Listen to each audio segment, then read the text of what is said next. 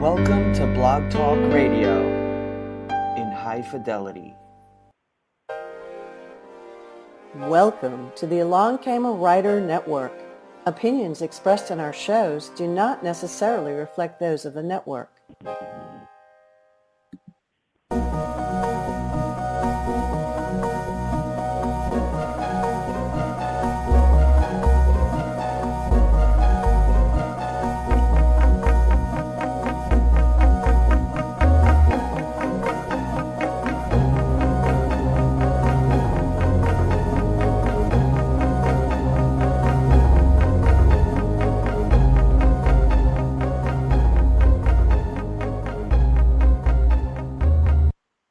Welcome to Chat Noir, Mystery and Suspense. I'm Linda Kozar, and I welcome you to the show today.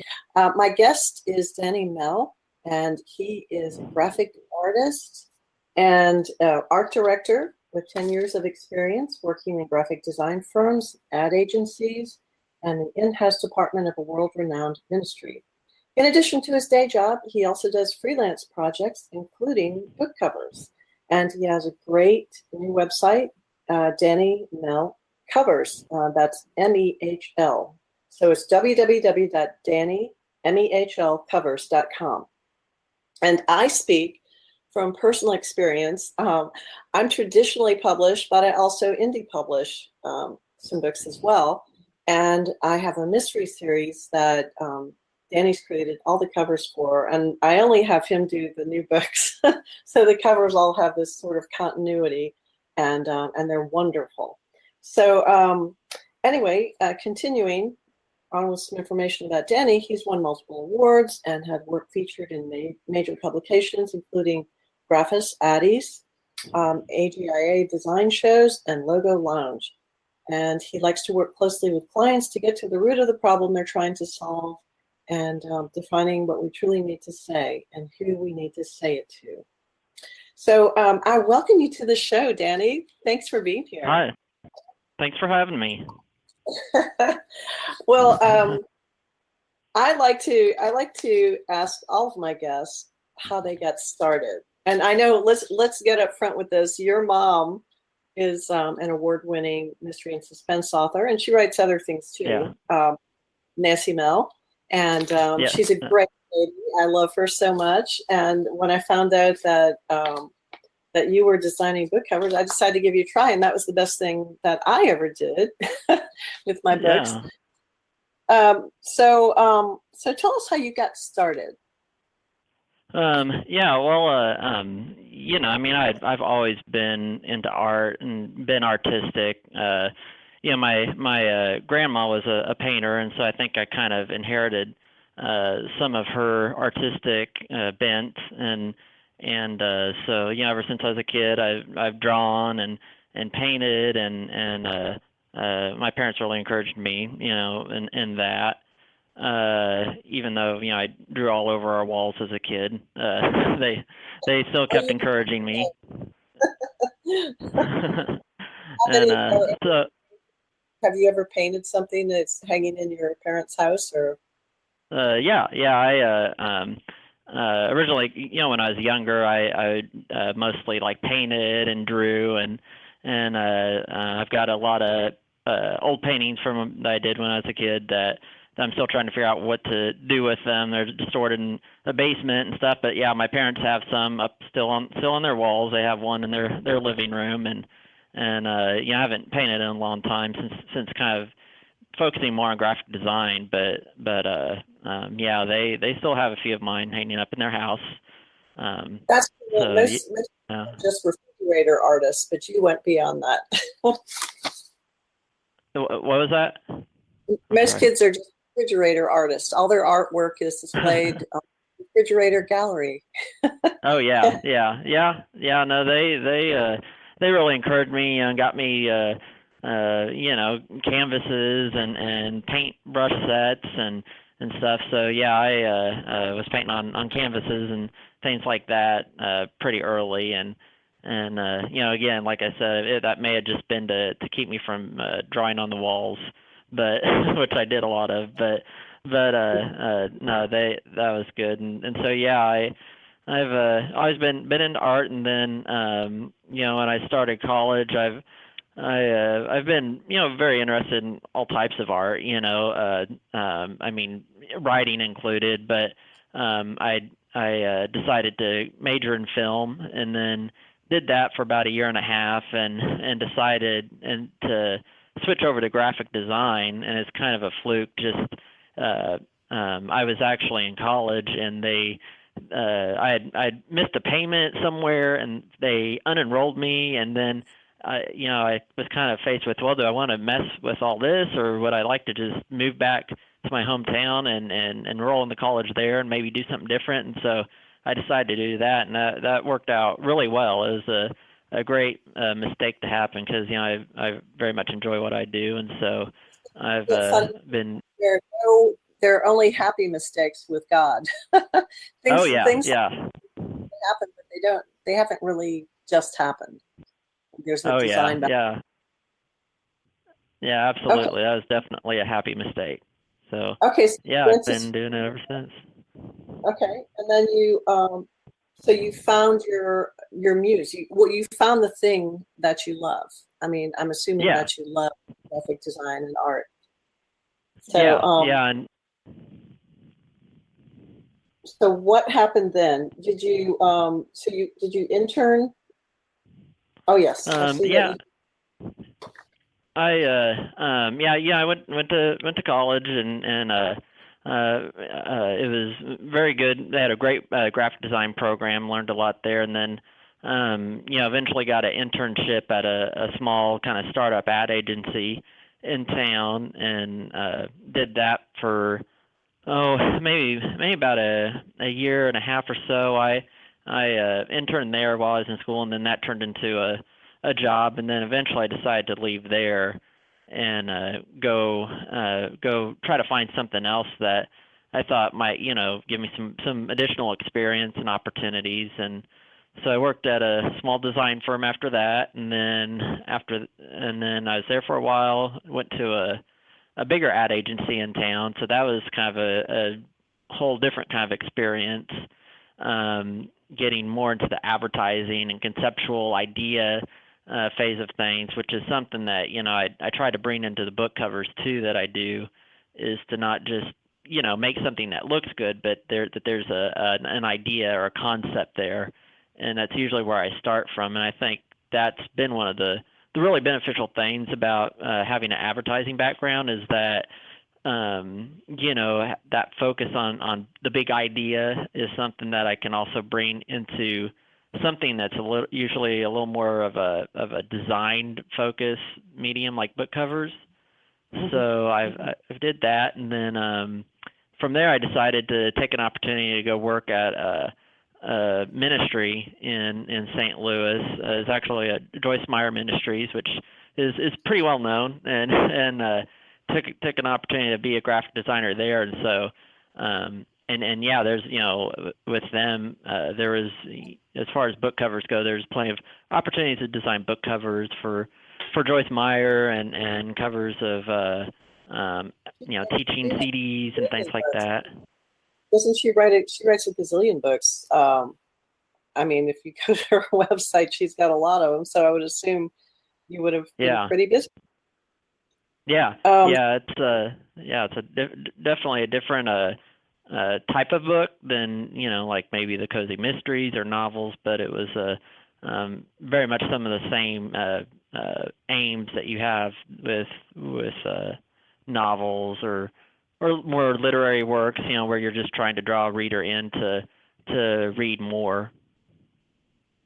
As a designer, I know there are bread and butter jobs, you know, where you do ads, and there are ads for things that aren't very exciting, but it's bread and butter. Yeah. But then the creative stuff, and now that's where you really get to shine. And I know that's probably what you enjoy doing the most. So what do you do now? So now you're at a startup ad agency? No, I'm at it's a little larger ad agency. It'd still probably be considered kind of a medium size, but really a top-notch ad agency here in St. Louis.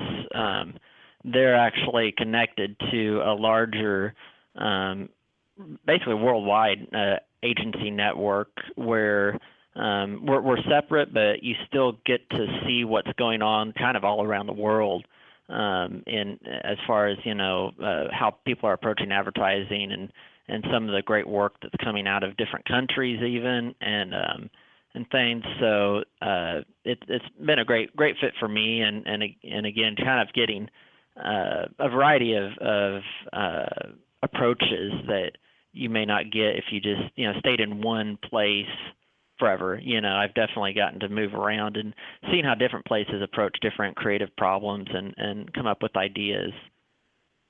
Boy, I hear this kind of stuff all the time because my youngest daughter works for an ad agency in Dallas, and she's a brand manager. So, so I hear this stuff. Now, tell us about your awards. That's a pretty big deal. Yeah. Well, yeah, that's kind of my profession is definitely kind of ripe with awards. I was joking with somebody a while back that it is how awful it is that there's actually people out there that don't get awards for doing their job. It's because we seem to just have all these award shows and award books and things that you just get used to it. But seriously though, it's the awards have definitely been a good way to see how your work measures up to other professionals in your industry, and it's judged by professionals in the industry, so that's nice. Some of the awards I've won, there's some local shows here in St. Louis. We've got the Addys, which is more advertising focused, and then AIGA show is another big one, which is more of the graphic design community and graphic design firms, and I've had work in both, and that's always kind of exciting to be able to kind of come together with your local community and know the people that are in the show and be able to go to an actual show and stuff, whereas sometimes that's not always possible with some more national or international shows. But I've also had some work featured in some international awards and publications. You mentioned Graphis, which is a publication. It's pretty well known that takes work from all over the world. So that's a neat opportunity to see like how your work stacks up to people from other countries and things. And so then there's been some others too. Yeah, I mean, it's a big deal. It is, and it's very affirming. And we writers like that too. I mean, even with back, right? It makes you feel good. Yeah, for sure. So let's talk about book covers, which is my favorite. Okay, which book cover was your first design? I know. I interviewed you on Suspense Sisters blog as well, and you said that it was for your mom and it wasn't your favorite. Well, tell us what you learned from that and what you did from that point on. I think like the very first one I did was for her, and it was one of her very early, maybe even very first books. I don't even think I'd gone to school yet. It was just I hadn't really decided on graphic design as a career yet at that point, and you learn a lot. You learn a lot about how to do things right and how to whether it's just the style, the illustration style or whatever, or the layout or even the concept. It wasn't great. I try to keep it hidden, but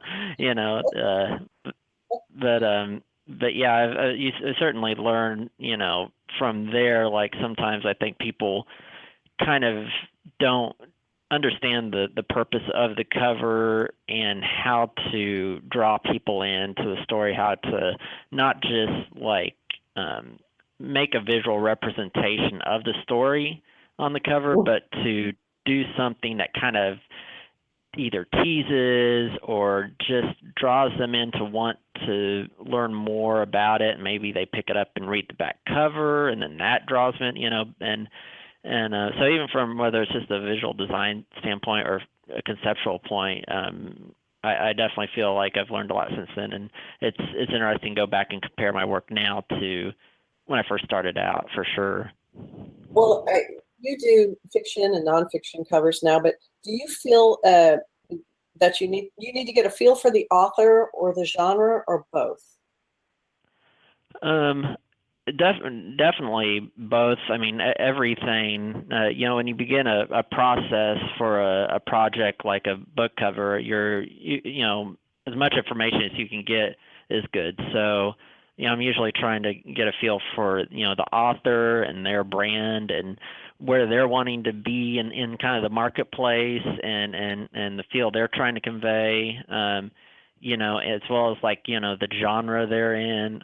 It's definitely you're always trying to kind of stand out from your competition and be memorable in that sense. But then at the same time, there's something to be said for having a cover that lets people know kind of what genre this book is in. So that's always kind of a balancing act. So there's that, and then obviously the story itself is very important too, and so you're trying to. I'm sorry. I know I've gotten so many compliments on my series, and all the covers you've done. But outside of my own, which are my favorite, I love Bumping Off Binky, the one you did for your mom. Yeah. That's one of my favorites too. Yeah, it just embodies the quirk, and who doesn't want to see a clown go down? I don't know. Yeah, sure. There you go. Yeah, it's so colorful and it's so cozy. Now, I know for cozy mysteries, when you asked me about designing the first cover, I didn't even know there were going to be more covers at first, and neither did you. But I wanted to do something more pastel and colorful and bright and fun, and not go the route of a lot of mysteries, which are darker, more gothic covers. I wanted something bright, and you really fulfilled that. The colors are just gorgeous, and people can go to your website and check out all these covers. But they're all on there. Apart from other types of books that you've noticed so far. And I'm sorry, I missed the first part of that. What kind of? What sets a mystery apart from, say, other genres? If you're doing a cover. From your. Yeah. From your books. And your mom's and their cozy mystery authors you've done as well. Yeah. Well, I think and using your series as an example. Like I said, it's kind of the genre. It's important to kind of understand that genre because that comes with a particular audience, and to really not just look at a bunch of other books in that genre and try to copy some sort of mishmash of that style, but to understand kind of why maybe particular styles work in that particular for that particular audience. And so kind of your covers as an example, and it works for my mom's as well, is I like the idea of with the cozy mystery, it's not like you said, you're not necessarily wanting to go dark, and there's that cozy aspect to it. So I thought the kind of this idea of kind of making something that has like a sinister crime in it, but then there's also this cozy, warm, like approachable feel to it as well was an interesting balance. And I think different cozy mysteries can go further to one side of the spectrum than the other, depending on the particular book and the particular author. But I think that I'm trying to get at why some covers look the way they do, so that I can figure out a way to address that, but do something different. And so with your covers, we came up with this band that goes across the image, which is a very, I think, particular branding element that we bring into all those covers to kind of tie them together and make them stand out. And then, the illustration style, there's a lot of ways you can go with the style of the illustration. So, you may have, there's more than just, pencil sketches and computer sketches and watercolor and stuff. There's all kinds of styles that you can go with, and I wanted to pick something kind of colorful and bright, as we had talked about, and would tie all those books together, and also introduce a good opportunity for what I would consider to be just pleasing design aesthetically, which I think that definitely gives us the opportunity to do. You'll notice there's, I bring certain patterns into the background and stuff that work well as like a background pattern, but it's also part of the illustration and kind of ties everything together. So yeah, it's usually just trying to find that way to bring a cohesiveness and a brand look to things, but then also address each book separately and what that book is about, and how to show that best in illustration. Yeah, and the branding aspect is very important because, and indie authors don't all realize this, that, if you're going to have a series, people need to be able to look at it and say, oh, this is the next one in the series because it's got, like I've got that band across the middle.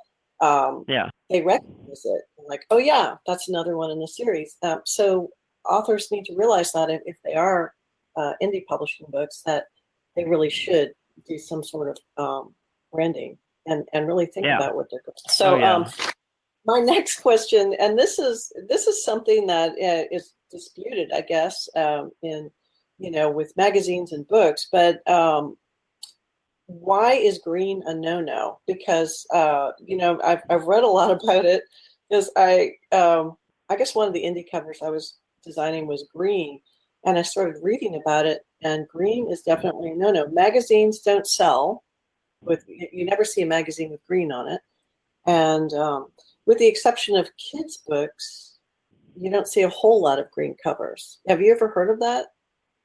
No, not really. I mean, I've definitely heard things like that where somebody, says, you can't use this color, it won't, work or sell or whatever, and I definitely want to pay attention to something if it's a definite fact, but sometimes it seems like some of those things can be more like, marketing people do some study and come up with something, but it's, if you've got a good designer, they're gonna pick up on if something just doesn't feel quite right, or has some sort of a negative connotation to it, or if something is drawing you in, or if it's kind of pushing you away. I've heard that with purple too, but I think when it's used correctly and tastefully, then it's more how it's used than a particular color that's going to either not sell your book or sell your book. So yeah, I haven't really heard that though. Well, and I know as a designer, you can look at a cover and say, okay, that one works for me. But you know what? Even an average reader can look at a cover and say, oh, that doesn't interest me. And that's what you're going for, is attracting that reader. So yeah. You have to look at it and say, wow, I want that book. Like you mentioned one of your favorite covers, as A Million Little Pieces by James Fry. Yeah. What stood out on that cover for you? I think it's I think some of the most interesting covers for me. They just create some kind of a sense of mystery, or some kind of they engage you by you wanting to know what that's about. Like if you can get that reaction from a potential reader to where they're like, what's that about? I want to know more, then that's great. That's what you want. You want them to draw in and then learn more. And that's one big mistake I think a lot of people can make, is thinking that their cover needs to be very clear, or that it can't.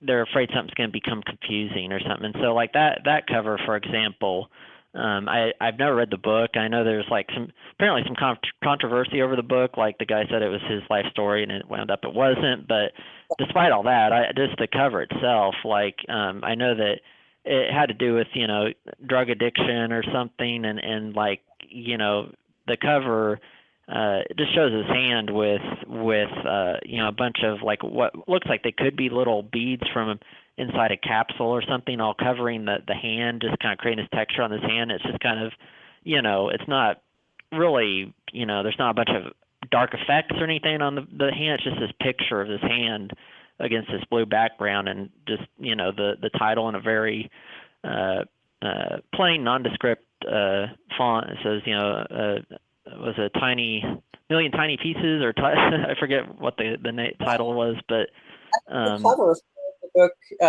initially, more than this drug addiction story, because it was really fascinating, just visually fascinating. Mm-hmm. Okay, so we are running out of time. Oh, okay. So I like to do a little lightning round with you before we go. But before we do that, I just want to make sure, in case we go long, that people know your website is www.dannymehl.com. That's DANNYMEHL. And if you want to look at the cover website, the book covers, that's dannymehlcovers.com. And I hope you'll go and check those out and contact him. Do you want to leave your email, or I think you have contact information on the cover website? Yeah, there's an email and there's contact forms on both sites. So either way. Fantastic. Okay, so now we're going to start our lightning.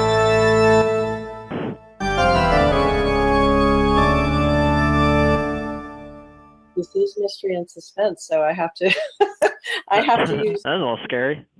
Like that. Okay, Stranger, do you watch Netflix, first of all? What was that? Do you watch Netflix, before I ask you this question? No, we don't have Netflix. We have Hulu, so. Okay. So I'll scratch that question. I was going to say Stranger Things or Black Mirror, but that's out. Okay, yeah. so Valentine's Day is coming up. So do you do candy, flowers, or both? Usually I do flowers. My wife likes candy, but sometimes she just likes a little bit of candy. Like, so I might do flowers and then just something like smaller and extra nice, as opposed to like the giant, pound of candy, and a giant heart or something. So yeah, usually flowers are what I go to. I'm so glad my husband never gave me a giant teddy bear or anything. That's the worst. Yeah, I did get her a giant monkey when we not long after we were first married, but yeah, that's in a closet somewhere, and so yeah, I've stayed away from giant stuffed animals since then. Anything. Okay, new father quiz. Would you rather change a diaper or change the sheets on the bed? I'd probably go ahead and take the diaper. Just it's I've gotten pretty good and quick at that. So the sheets on the bed, you have to go get them, out of the dryer or the whatever, and get all the old sheets out. It's just a little longer. So I'd probably just bite the bullet on the smell and take the diaper. And I have another baby question, because I know you have 2 children now, right? Yes, 2. Yep. Okay, and there's how old is your youngest, your little baby? He's 5 months old now. Oh, okay. So he's eating baby food. So which baby food is? We all taste it at one time or another. I'm sorry. I think you cut out just on the very end of that. Which baby food is your favorite? I've never eaten any of his baby food. Right now we're feeding him more like mushed up bananas and applesauce, like regular applesauce. So I could go with either one of those. But the actual baby food itself, I've never gotten up the guts to try to taste that. So I know. I used to taste it because I thought, if I'm going to feed this to my child, I better taste it. yeah, And that can be pretty scary. yeah. Okay, finally, did you ever see the movie Young Frankenstein? Yes, yeah, I did. So I'm going to ask you a question. The mention of what name caused horses to whinny? I do not remember that. It's been a long time. I barely remember the movie. Okay, that would be Frau Blücher. Oh, okay.